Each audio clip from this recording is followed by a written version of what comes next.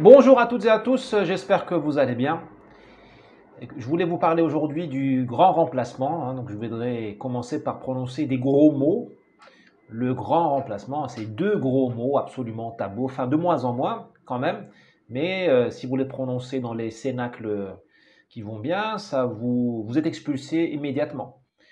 En France, tu peux dire nique ta mère, tu peux dire ah bah la France, tu peux dire mort au blanc, tu peux dire que tu peux appeler au meurtre, tu peux tout dire, sauf parler du grand remplacement, qui est quand même la réalité.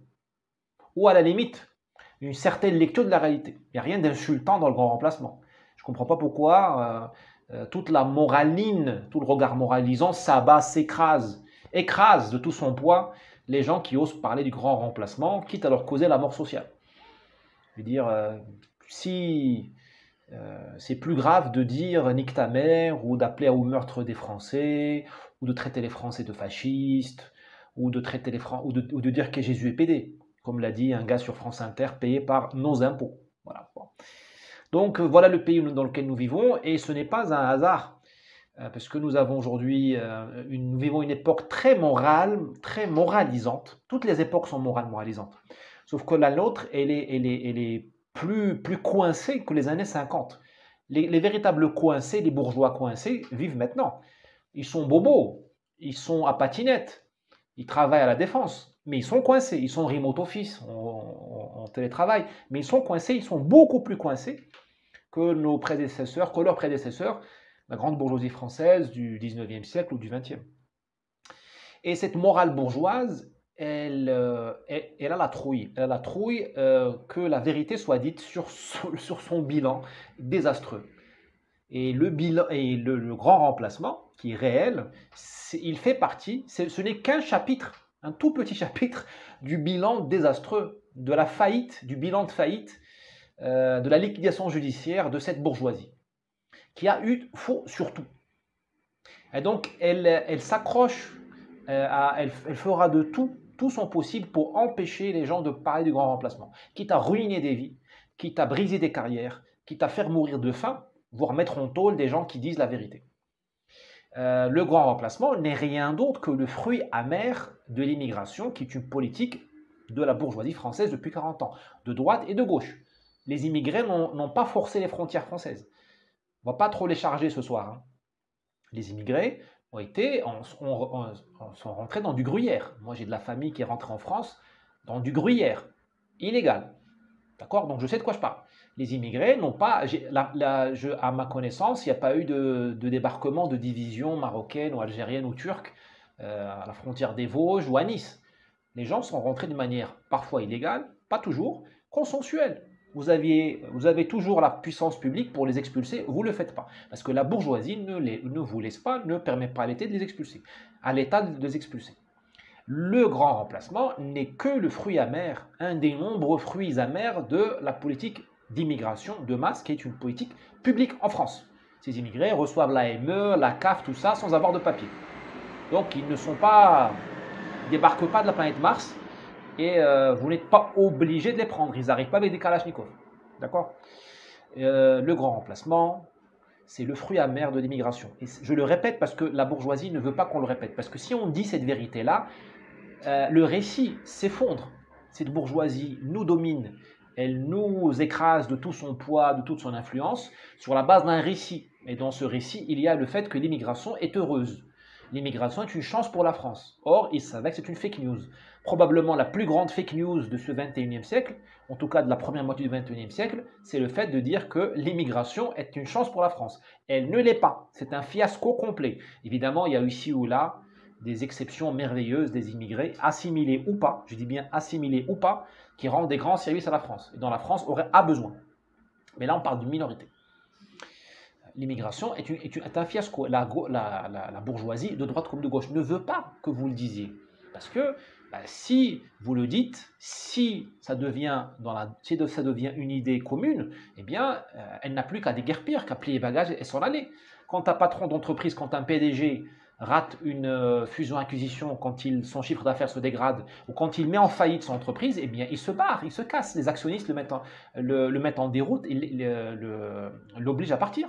Eh bien, les actionnistes c'est en portugais, les actionnaires, c'est vous, c'est vous et moi. C'est nous le souverain en France. Le souverain, c'est le peuple. C'est nous les actionnaires. Mais notre PDG, notre employé, qui est la bourgeoisie, qui donne les fonctionnaires, les magistrats, les hauts fonctionnaires et les hommes politiques et les femmes politiques, parce que dans la décadence française, dans ce crime de masse qui s'appelle le grand remplacement, hommes et femmes politiques ont tous les mains sales, les femmes s'en sortent pas mieux. Notre PDG, nos managers sont malins. Ils nous cachent le rapport annuel d'entreprise. Donc on ne voit pas le bilan. Et quand on voit le bilan, on nous trouve les yeux. On te dit Renaud Camus, je ne sais pas quoi. Renaud Camus, on lui a ruiné sa vie. Renaud Camus n'a fait que dire la vérité. Il n'a fait que dire la vérité. D'ailleurs, moi, j'ai jamais lu Renaud Camus parce que ses livres sont insulfureux. Ils te brûlent les doigts. Ils sont introuvables. Ils l'ont effacé de l'espace digital. On croirait que le type, même Bin Laden, il aura plus de postérité. Enfin, il est plus facile de lire Bin Laden que de lire Renaud Camus. Il y a quand même un problème. Vous ne trouvez pas? Ça, c'est notre bourgeoisie qui a la trouille parce qu'elle sait que si on dit la vérité, si on tire le bilan, si on fait le bilan, eh bien, on déclarera sa faillite, la faillite du pays à cause d'elle, et elle devra déguerpir. Et ça, elle préfère son statut, elle préfère ses privilèges que de laisser la France respirer. Et je dis, le grand remplacement n'est qu'un chapitre dans la méga faillite de la France causée par sa bourgeoisie. Ce n'est qu'un petit chapitre parce qu'à côté, il y a le chapitre économique. Là, il est immense. Vous avez le déficit commercial français, il est à 85 milliards d'euros cette année.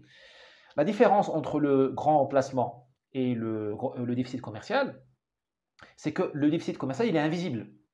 Il n'y a que les initiés qui savent ce que c'est qu'un déficit commercial. Il n'y a que les initiés qui savent comment fonctionne une balance des paiements.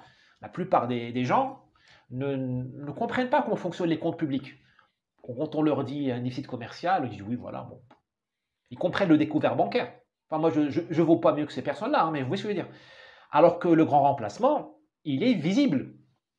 Le grand remplacement, le terrorisme, l'ensauvagement, l'islamisme, tout ça, c'est très visible. Et c'est ça qui énerve la bourgeoisie. La bourgeoisie, tu peux dire à Bruno Le Maire du matin au soir qu'il y a un déficit commercial en France, il s'en fout. Parce qu'il sait que le peuple ne comprend pas ce qu'est le déficit commercial. Il est invisible. C'est une histoire de compte public. Une histoire de comptable. Puis l'argent coule à flot de la BCE, donc tout le monde s'en fout. Enfin, on ne perçoit pas le danger. Par contre, quand tu dis au peuple, si tu dis à Bruno Le Maire qu'autour du Châtelet, il y a des racailles, qu'au RERD, il y a des mineurs isolés qui foutent le boxon, qu'il y a des Français qui meurent tous les jours, des Français, des immigrés qui meurent tous les jours, qui sont agressés tous les jours par la racaille, quand tu lui dis qu'à Roubaix, il y a 25% de musulmans, quand tu lui dis que 20% des prénoms en France sont d'origine musulmane, quand tu dis à l'Union européenne que dans une ville comme Bruxelles, les prénoms musulmans sont majoritaires dans les naissances, mais les mecs, ils n'aiment pas, parce que ça, c'est visible. Une burqa, ça se voit. Une racaille, ça se voit. Un blessé grave par la racaille, ça se voit. Même si on interdit les médias, il y a toujours F de souche, les gens se renseignent. Même si France Inter, France Télévisions aseptisent les faits divers, ils les passent sous silence, nous avons toujours des moyens, Twitter, des moyens d'apprendre ce qui se passe. Le qu'en dira-t-on? Par contre, tu n'auras jamais un voisin qui va te dire purée, Idriss, hier j'ai vu le déficit commercial de la France, j'ai vu le trou énorme à Bercy. Il n'y a pas de cratère à Bercy, donc ça ne se voit pas. Je vous ai dit, dans le chapitre économique, il y a le chômage de masse, structurel en France, causé par cette bourgeoisie qui a mal géré le pays, qui a fait des choix économiques erronés. Le chômage est invisible, il est énorme, il détruit des vies. Il est aussi dangereux dans un sens que la délinquance. Parce que le chômage, il détruit des vies. Mais il est invisible parce qu'on distribue l'argent, la CAF, tout ça. On éloigne les chômeurs, on les met dans les logements sociaux, on les éloigne. La désindustrialisation aussi, c'est un fruit amer de notre bourgeoisie, de sa mauvaise gestion du pays. Mais elle n'est pas visible. Roubaix, c'est loin. Thionville, c'est loin. La ceinture de l'acier, c'est très loin. Personne ne vit plus dans les grands bassins houillés. Le Jura, on te dit, il n'y a plus d'industrie des horloges dans le Jura, mais c'est loin le Jura. Voilà, les gens, ils quittent. Moi, j'ai vécu dans le 57. Les gens quittent le 57 à la retraite, ils vont passer leur retraite à Nice. Loin de donc l'industrialisation, elle est rendue invisible. Et puis, il y a les aides sociales, il y a les reconversions. On repeint les usines, ça devient des bibliothèques, des médiathèques, des parcs thématiques. Il y a pas moyen de repeindre une racaille, hein. Il n'y a pas moyen de repeindre le grand remplacement. Quand le type, parce que quand le type s'appelle Mohamed, il ne s'appelle pas Jean-Philippe. Et c'est ça que la gauche, c'est ce qui l'énerve, parce que tu ne peux pas renier le grand remplacement, il existe. Parce que si la gauche avait raison, les immigrés se seraient assimilés. Le papa s'appelle Mohamed, son fils s'appelle Sacha. Fini, le mec il est assimilé. On s'en fout s'il est noir ou arabe ou kabyle, on s'en fout. Il est français. Alors, je prends le prénom comme un marqueur d'assimilation, vous avez compris. Il en faut plus que d'être français. Mais moi j'ai des amis kabyles, les deux sont kabyles musulmans, ils votent Macron à fond, et ils ont appelé leur fils Sacha. Ils sont assimilés. On ne leur demande pas de faire plus. Bon. Vous voyez, et comme les gens s'accrochent à leur culture, comme le dit Zemmour, les gens se font enterrer dans leur pays d'origine, comme les gens s'accrochent à leur culture, donc il n'y a pas d'assimilation. Donc il y a le grand remplacement. Si la gauche avait raison, s'il y avait encore une république capable d'assimiler, ok, il n'y aurait pas de problème. Or, il n'y a plus d'assimilation. Elle est résiduelle, elle est l'exception. Voilà. Donc, pour revenir sur le bilan économique, hein, le bilan économique, il est rendu invisible. Il est rendu invisible, mais il est tout aussi lourd que le grand remplacement. Mais là, il ne gêne pas. Il ne gêne pas la bourgeoisie parce que, bon, personne n'y comprend rien. Et puis tout le monde, de toute façon, est payé pour fermer sa gueule. Nous sommes corrompus. Le peuple français, il est sous influence. Il est corrompu. Parce que quand tu distribues la CAF à tout le monde, quand tu dis à tout le monde, ferme ta gueule, quoi qu'il en coûte, reste chez toi, bah, attends, tu achètes le vote. C'est des votes achetés. Ça fait 40 ans qu'on achète les votes en France. Après, on va emmerder les Marocains ou les Ivoiriens parce que un type a reçu 110 dirhams pour voter pour le conseil municipal de Fès. Ou parce que, je ne sais pas qui, Gbagbo, Ouattara, je ne sais qui, ou Michel Soro qui s'appelle, j'aime bien le Soro, a donné, je ne sais pas moi, 20 kilos de je ne sais pas quoi, de manioc ou même du pognon pour des votes. Bah attends, qu'est-ce qu'on fait en France? On a acheté le vote des gens avec les aides sociales. On leur a dit, votez pour nous, fermez vos gueules et ne dites surtout pas la vérité. Donc pour revenir à ce grand remplacement, c'est la chose qu'il ne faut pas dire. Parce que c'est le récit qui fait le prestige de la bourgeoisie de gauche ou de droite. C'est la même chose maintenant. Ce récit-là, il est en cristal. Il suffit de jeter une pierre pour qu'il explose. Donc, qu'est-ce qu'on fait? On nous coupe la main. C'est la main du Palestinien qui jette la pierre sur la Jeep de Tsahal. Eh bien, c'est nous le Palestinien. Et la Jeep, elle est en cristal. Elle s'appelle la bourgeoisie. D'accord? Et on te coupe la main. Ils sont prêts à te couper la main. Macron a bien éborgné les gilets jaunes et tout ça. Hein. Je n'invente rien. Je ne suis pas dans le fantasme. Hein. Éborgner les gens, amputer les gens. Voilà. D'où la mort sociale de Renaud Camus et tout ça. Alors, c'est vraiment dommage que nous soyons, enfin, que la plupart des gens, qu'une grande partie des Français tombent dans le panneau. Parce que il y a eu un réveil, mais il est beaucoup à droite. Et puis nous, sur Twitter, YouTube, nous croyons que le monde est à droite. Le monde n'est pas à droite. La France n'est pas encore à droite. La France n'est pas à droite. S'il était à droite, il n'y aurait pas Macron, il n'y aurait pas 400 000 immigrés par an. D'accord? Si la France était à droite, il n'y aurait pas Samuel Paty, il n'y aurait pas plein de choses. Bon. Donc les gens, aujourd'hui, comment dirais-je? On est encore dans la torpeur. Cette torpeur, c'est vraiment dommage parce qu'on perd du temps. Parce qu'on peut créer un système, un moyen de gérer une société multiconfessionnelle, multi-communautaire. Enfin, on peut travailler à la diversité. C'est pas très beau, c'est jamais très beau.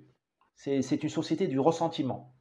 Mais on peut encore adapter la gouvernance des sociétés pour gérer ça, pour gérer les personnes qui ne peuvent pas s'assimiler, par exemple. Mais là, tant qu'on jette l'opprobre sur ceux qui disent la vérité, eh bien, c'est la fuite en avant du grand remplacement. Et demain, il sera trop tard. Demain, il sera trop tard et vous aurez soit la guerre civile, soit le fait accompli. On vous dira, bah écoutez, une femme en France doit porter le voile et voilà, quoi, point final. Et c'est là l'autre crime de notre bourgeoisie, c'est qu'elle emmène le peuple vers un avenir qu'il n'a pas choisi. On dit aux Français, votre avenir, c'est l'islamisation, la tiers-mondisation, l'africanisation. C'est ça l'avenir. Alors en France, tu peux choisir ton sexe, Tu peux dire je suis une femme, je suis un trans, je suis un homme, mais tu ne peux pas choisir ton avenir. Le peuple français, on lui a volé son avenir. C'est très grave, c'est un crime. Le peuple n'est plus souverain, déjà parce qu'il est corrompu, mais en plus, on lui a volé son avenir. Il n'a pas son mot à dire sur son destin. À quoi ça me sert de me parler de république, de démocratie, de faire des élections? On a volé au peuple son avenir. C'est une violence inouïe. Maintenant, l'avenir des Français, c'est l'islamisation, la tiers-mondisation, l'africanisation. C'est-à-dire le grand remplacement. Mélenchon, au moins, il est sincère. Il dit la créolisation. Il s'en réjouit. Au moins, lui, il est sincère. Au moins, lui, il dit la vérité. Or, ces pauvres Français, demain, ils vont... les Français qui naissent, ils n'ont pas choisi leur avenir parce qu'ils auront à gérer le grand remplacement, bon courage, c'est-à-dire la Bosnie-Herzégovine en France, bon courage. Ils auront à gérer la dette. Là aussi, la dette, c'est dans le bilan de la bourgeoisie. C'est un bilan invisible parce que personne ne sait ce que c'est que la dette de la France. Personne n'imagine ce que c'est que des milliers de milliards d'euros. Personne ne sait imaginer ça. Enfin, même Bruno Le Maire, à mon avis, comprend, il ne voit pas l'ampleur de la dette française. Sinon, il aurait sauté de Bercy, de son appartement dans la Seine directement. Voilà. Donc, ces Français-là, cette jeune génération qui arrive, on lui a volé son avenir. Elle aura le grand remplacement, elle aura payé la dette. Si elle ne paie pas la dette, elle aura à se prostituer aux Allemands ou à qui contrôlera la BCE demain. Parce qu'à un moment donné, ou elle aura à faire la guerre aux Allemands ou à la BCE pour ne pas payer. Parce que soit tu paies la dette, soit tu ne la paies pas et tu coupes la gorge de ton créditeur, hein, de celui qui est ton bailleur. C'est ça l'histoire de l'humanité. Hein. Il n'y a pas de pardon de dette, c'est la logique de la force. Donc la force, soit on te l'applique à toi, soit tu l'appliques à celui à qui tu dois de l'argent. Voilà. Donc c'est pas beau quand même comme avenir. Hein. Cette génération, elle aura géré la désindustrialisation, qui est déjà aboutie, et ainsi de suite. Quand même, c'est pas un cadeau qu'on fait aux prochaines générations. Et cette bourgeoisie nous regarde, nous, les gens qui disons le réel, comme si nous étions des pestiférés. Mais elle devrait avoir honte. Elle devrait avoir honte. Jamais la morale a été aussi éloignée de la justice, du juste. C'est grave. C'est un effondrement moral, mental. Parce que eux, ils roulent pour leurs pommes. Ils ne veulent pas perdre leur poste. Comme je l'ai dit, ils ne veulent pas que le récit s'effondre, sinon ils se cassent. Mais les gens normaux, les gens du quotidien, ils deviennent dingues parce qu'ils voient le grand remplacement. Et on leur dit, ne le dites surtout pas. Aimez-le, applaudissez le grand remplacement. Ils vont devenir dingues. Ils vont devenir dingues. Voilà, c'est très dommage que notre bourgeoisie joue à ce jeu stupide et criminel, parce que le sujet, il n'est pas du tout, il n'est pas seulement racial, ethnique, confessionnel, il est beaucoup plus large. C'est ce que j'appelle le grand dépaysement. C'est le grand dépaysement. Qu'est-ce que c'est que le grand remplacement, au fait? C'est quand tu vois à Paris, à Saint-Michel, des kebabs qui s'enfilent comme ça. C'est le grand remplacement, parce que des kebabs à Saint-Michel, c'est pas très français. Moi, je trouve ça révoltant. C'est ça le grand remplacement aussi. Hein. Ce n'est pas seulement des femmes qui portent la burqa ou des gens qui s'appellent Mohamed. Mais il y a aussi le grand remplacement, c'est aussi le McDo sur les Champs-Élysées. Et là, ce n'est pas une affaire d'Arabes et de Noirs. Il ne faut pas tout charger sur l'immigration. Comment ose-t-on? Comment a-t-on pu autoriser Starbucks et McDo, ou Burger King aussi, je ne sais plus, sur les Champs-Élysées? Mais c'est une honte. C'est un crime contre la France. Je suis sérieux, je n'exagère pas. Comment oses-tu faire ça? Les Champs-Élysées n'appartiennent pas à Madame Hidalgo ou Monsieur Delanoë, Monsieur Chirac, qui était le maire de Paris. Ça ne vous appartient pas, les gars. Ça appartient à la France. Être collectif. Tu crois que les mecs, pour faire les Champs-Élysées, ils ont été comme nous, ils ont travaillé, ils ont écrit du code, ils ont été en télétravail, les mecs qui ont fait l'Arc de Triomphe? Combien de morts pour l'Arc de Triomphe? Combien de morts pour vous faire le métro à Paris? Combien de morts pour faire Paris? Combien de gens meurent de faim, de froid, de disette? Combien d'ouvriers écrasés par le poids des instruments, des pierres? Moi, je suis révulsé quand je vois des McDo à la Canebière. Enfin, tu me diras, la Canebière, c'est une ville étrangère. J'exagère. Quand je vois des McDo sur la Riviera française, vous n'avez pas le droit de dépayser votre pays. C'est de la défiguration. C'est ce que j'appelle le grand dépaysement. C'est-à-dire que tu arrives en France, tu ne reconnais plus la France. La France est en train de devenir un non-lieu. Qu'est-ce qu'un non-lieu? C'est un lieu qui n'existe nulle part. C'est un lieu qui est remplaçable, qui est réplicable, qui n'est plus unique. Je suis désolé, Paris est en train, enfin les hauts lieux de la France sont en train de perdre leur unicité, parce qu'il y a l'identité. Mais mieux que l'identité, au cœur de l'identité, il y a l'unicité. Montmartre, c'est unique. Montmartre, c'est pas un endroit où tu as des Mourides, des Sénégalais qui vendent des trucs. Non, ça, c'est pas Montmartre. Les Sénégalais, ils sont à leur place à Dakar. Je dis bien les Mourides qui vendent les babioles. Il n'y en a pas un, il y en a 20 000. Enfin, il y en a. À Barcelone aussi. Barcelone, ce qu'on appelle les manteros. Les gens qui vendent sur des espèces de bâches. Bah, je suis désolé, ces mecs, ils ont transformé Barcelone, une ville qui est quand même en haut lieu de l'humanité, en un non-lieu. Parce que le même type pourrait se retrouver à Paris, à Barbès, à Berlin, à Londres. Les villes européennes sont en train de devenir des non-lieux. Ça fonctionne partage d'huile, comme dirait Lyoté et Gallieni. C'est les gares. Gare du Nord, gare de l'Est, Sants à Barcelone, Rimini en Italie, à Rome, et la gare de Cologne, tout ça. Les gares, lieu de convergence de toutes les immigrations illégales, se tiers-mondisent en premier. Et elles deviennent des non-lieux. Alors là, tu as le kebab. Alors le kebab, tu peux te sentir à Istanbul. Enfin, le kebab, c'est Istanbul, c'est pas Paris, c'est pas Rome. C'est pas Londres, c'est pas Berlin, c'est pas Hambourg. D'accord. Parce que chaque lieu a sa vocation. Enfin, Marrakech, c'est pas Marrakech, c'est Marrakech. Marrakech, c'est pas Fès. C'est deux vocations différentes. Constantine, c'est pas Oran. C'est deux identités différentes. On n'a pas le droit de transformer Constantine en Oran et Oran en Constantine. C'est très simple. Ce que je dis là n'a rien d'ethnique ou de raciste. C'est juste le droit au dépaysement. Moi, je milite pour le droit au dépaysement. Moi, je veux aller à Marrakech et me sentir à Marrakech. C'est-à-dire la couleur rouge. Le jour où il y a un abruti qui va commencer à peindre en blanc, bah, il faudra lui faire une amende, lui appliquer une amende. Par contre, tu vas à Tétouan, c'est le blanc et le bleu. Tu vas à Chefchaouen, c'est le blanc et le bleu. C'est l'identité du lieu. Et comme disait Charles Maurras, c'est une tradition. Et une tradition, je crois que c'est Maurras qui disait ça, c'est une solution transmise d'une génération à une autre. Ce n'est pas un hasard que les gens peignent les maisons en rouge à Marrakech. C'est pour pas crever les yeux. Le blanc, il reflète. C'est pas un hasard qui peignent leur maison en blanc et en bleu à Chefchaouen. Il y a des climats et des microclimats. Il y a toujours une bonne raison. Donc nous, on n'a pas de bonne raison pour transformer, comme je vous ai dit, les quartiers des gares. Plus tard, les villes entières ont des non-lieux où on applique des solutions d'Istanbul au cœur de l'Europe, ou des solutions de Marrakech ou de Fès ou de Dakar au cœur de l'Europe. Je m'en suis pris aux Mourides, pas aux Mourides, je m'en prends aux vendeurs à la sauvette. Moi-même, je suis en voie d'affiliation à la confrérie Tijani qui est sénégalaise. Moi, je n'ai pas de problème avec ça. Mais moi, mes amis Tijani, leur vocation, c'est d'irriguer le Sénégal et l'Afrique noire. D'accord. La France n'a pas vocation de devenir un temple Tijani. Vous voyez ce que je veux dire?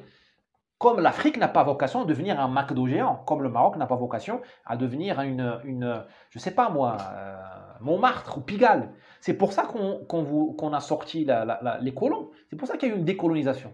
Pourquoi nos grands-parents, nos aïeux se sont battus, ceux qui soient algériens, tunisiens, sénégalais, maliens, marocains, contre la colonisation? Parce qu'ils ne voulaient pas du grand remplacement. Qu'est-ce que la colonisation? C'est dans un certain sens un grand remplacement. À Casablanca, il y avait un tiers d'habitants qui étaient européens. Un tiers dans les années 50. Un tiers. C'est comme la Seine-Saint-Denis aujourd'hui. Enfin, à Casablanca, au moins, on savait compter la population. En Seine-Saint-Denis, on ne sait même pas combien il y a d'habitants. C'est grave. En Algérie, il y avait 1 million de Français. Sur 9 millions, face à 9 millions de musulmans. Ces 1 million de Français, ils ont remplacé les Algériens, qui étaient les maîtres légitimes de la terre. Ils les ont chassés de la Mitidja, ils les ont chassés des grandes villes, parce qu'on appelait l'Algérie des communes de plein exercice. L'Algérie française, parce qu'il y a eu deux Algéries, il y a eu l'Algérie française et l'Algérie musulmane, séparées. L'Algérie française vivait à la française, c'était les communes, c'était Oran, voilà, les grandes villes et quelques campagnes, notamment autour d'Alger. Et vous aviez l'Algérie musulmane où étaient entassés les musulmans à qui on avait volé leurs terres, spolié leurs terres. Ça, c'est la gauche qui a fait la spoliation, c'est pas la France. Bon, la France de gauche. Napoléon III, il n'a pas fait la spoliation. Ils ont attendu la mort de Napoléon, enfin, ils ont attendu Sedan, la chute de Napoléon III, 1871, pour prendre véritablement les terres des Algériens. C'est la gauche qui a fait ça, la République. Bon, peu importe, la France, allez. Ben, ce grand remplacement a été éradiqué, il a été annulé par le FLN, et le grand départ des pieds noirs qui ont eux-mêmes souffert d'un grand remplacement. Ils ont été déracinés. 1 million quand même qui sont partis en 62 et ils sont venus s'installer en France. Enfin, qu'est-ce que c'est que la Normandie? La Normandie, c'est le pays des gens du Nord. La Normandie. Parce que les Vikings sont venus du Nord, ils ont pris le pays. La Normandie, hein, là je ne parle pas de la Kabylie. Qu'est-ce que c'est que la France? C'est le pays des Francs. Les Francs, ce n'est pas des gens de souche, ils viennent de l'Est. Voilà, qu'est-ce que c'est que les îles britanniques? C'est un grand remplacement. Parce que vous aviez les Celtes avant, qui ont été remplacés par les Anglo-Saxons, qui venaient de la région d'Hambourg. Enfin bon, je ne vais pas refaire l'histoire. Et les Anglo-Saxons ont colonisé, ont remplacé tout le monde en Angleterre, mais ils n'ont pas réussi à coloniser complètement l'Écosse, le Pays de Galles et l'Irlande, d'où les tensions permanentes entre les Anglais, les Écossais, les Gallois et les Irlandais. Voilà, les Celtes qui sont les remplacés contre les envahisseurs. Enfin bon, les Anglo-Saxons sont les envahisseurs en Angleterre. Qu'est-ce que c'est que l'histoire de l'Amérique? C'est un grand remplacement. Voilà, c'est un grand remplacement qui a réussi, du Canada au Brésil. Et on a remplacé des grandes civilisations, on n'a pas remplacé des hordes sauvages. Hein. On a remplacé les Incas, les Mayas, les Aztèques, s'il vous plaît. C'est des très grandes civilisations qui n'ont pas encore délivré tous leurs secrets. Parce qu'ils ont été remplacés très vite. Alors il y a eu l'effet des microbes, mais il y a aussi l'effet de la diversité. Parce que les Espagnols, ils étaient une poignée d'hommes, souvent arriérés, enfin peu sophistiqués. C'était des sauvages comparés aux Aztèques ou aux Mayas. Mais ils les ont décimés parce qu'il y avait des divisions, il y avait la diversité au sein de la civilisation. Enfin, le Brésil a été très facilement conquis par les Portugais parce que les Indiens s'entretuaient entre eux. Il n'y avait pas d'identité indienne, il y avait la diversité. Il y avait les Tupis contre je ne sais qui, les Nambiquara, ils se tuaient entre eux. Donc quand les Portugais sont arrivés, les Jésuites, ils ont fait équipe avec les uns et les autres et puis au final, ils ont remplacé tout le monde. C'est ce qui va vous arriver en France et ça continue comme ça. Si la bourgeoisie continue à nier le réel et à empêcher le réel, empêcher l'action sur le réel, parce qu'on peut agir encore pour atténuer, pas pour régler le problème. Tu peux pas, la France ne s'en sortira pas indemne des 40 dernières années. Le grand remplacement est déjà en place. Ce qu'on peut jouer maintenant, c'est gérer ça. Donc la France reste encore la France, qu'il n'y ait pas de guerre civile, et que vous ne soyez pas demain obligé de payer le tribut à un islamiste, parce qu'il vous obligera à payer le tribut. Cette bourgeoisie-là, qui vous a mis au fond du trou, elle paiera le tribut demain pour pouvoir aller à Deauville sans se faire raqueter. Elle paiera. Comme elle paiera à Erdogan ou à Poutine le tribut pour avoir la paix. Comme on dit, une époque facile donne des hommes faibles. Là, nous sommes en plein... Nous avons des hommes faibles partout et des femmes faibles, parce que la faiblesse ignore le genre. Voilà ce que je voulais vous dire. Juste un dernier point. Ce dépaysement que je ressens quand je viens maintenant en Europe de plus en plus et qui me fait très mal. Moi, je suis égoïste. Hein. Nous sommes tous égoïstes. Moi, ma principale pulsion quand je vous parle de ça, moi, je voudrais que la France reste la France. Et je voudrais que Rio de Janeiro reste Rio de Janeiro. C'est ça qu'il m'énerve Mélenchon quand il parle de créolisation. La créolisation, elle est là en Amérique latine, elle a très bien marché. Moi, je vis au Brésil. Moi, à Rio, il y a le métissage, il y a tout ce qui va, tout va bien. Mais on n'a pas besoin de faire Rio de Janeiro à Caen ou au Havre. C'est ça que je dis. Je veux mon droit au dépaysement. Et comme je veux voir des musulmans au Maroc, des Peuls au Sahel, je veux voir des Béninoises au Bénin, je veux voir des Congolais au Congo. Voilà. Donc il faut respecter tout le monde. Toutes les civilisations. Des Indonésiens en Indonésie, et ainsi de suite. Ce que je veux dire, c'est que, ce sera le mot de la fin, la souffrance est réciproque. Il n'y a pas que le grand remplacement est un problème pour les Français de souche, mais il est aussi un problème pour les immigrés, parce qu'eux aussi ils souffrent, parce que la simple juxtaposition de modes de vie différents crée la souffrance. Ce que notre bourgeoisie, j'allais dire apatride, pour reprendre les pamphlets des années 30, non, elle n'est plus apatride. Notre bourgeoisie stupide n'a pas compris, c'est que nous sommes des êtres sensibles. Nous sommes des machines connectées. On n'a pas entendu Elon Musk ou Bill Gates pour être connectés. Nous sommes connectés. Il y a des millions de terminaisons nerveuses. Quand tu as besoin tu as une relation, nous avons des milliers de relations permanentes, instantanées avec notre environnement, notamment avec les visages des individus. Et nous cherchons un air de famille autour de nous. Nous avons besoin d'être rassurés. C'est peut-être un héritage génétique de l'époque où nous vivions dans la savane, et nous étions mangés par la hyène, le lion, et nous voulions savoir qu'il y avait des humains à porter, je ne sais pas. Bon. En tout cas, chaque peuple cherche l'intimité. une intimité partagée. Ce que j'appelle un air de famille. Le Marocain est Marocain partout. Et entre Marocains, on se reconnaît. Les Brésiliens sont Brésiliens partout, alors qu'il peut être blanc ou noir.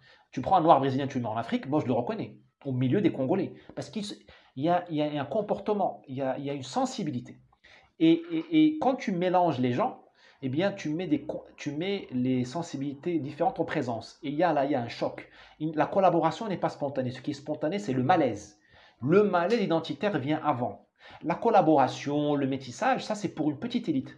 Enfin, le métissage en général, quand il est généralisé, c'est qu'il est le fruit du viol.